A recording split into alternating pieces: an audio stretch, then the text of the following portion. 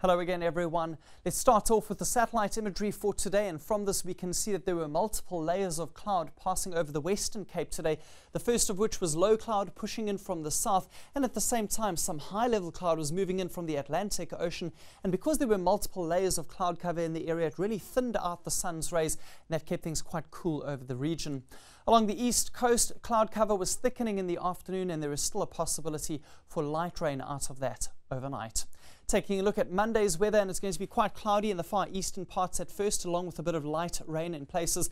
And while that area will be clearing, we're going to have cloud redeveloping all across the interior. That could give way to a couple of isolated showers over the Highveld, while over parts of the Cape provinces we could even have thunderstorms developing within those areas.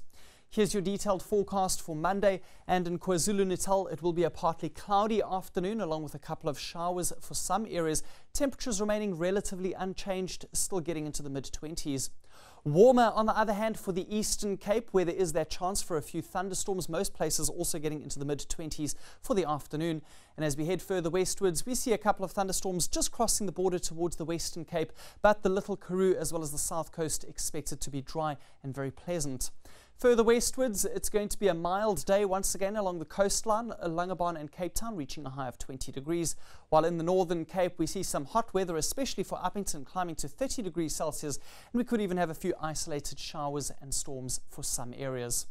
In the Free State, only a very small chance for a few showers over the eastern and southern parts. Bloemfontein remaining dry.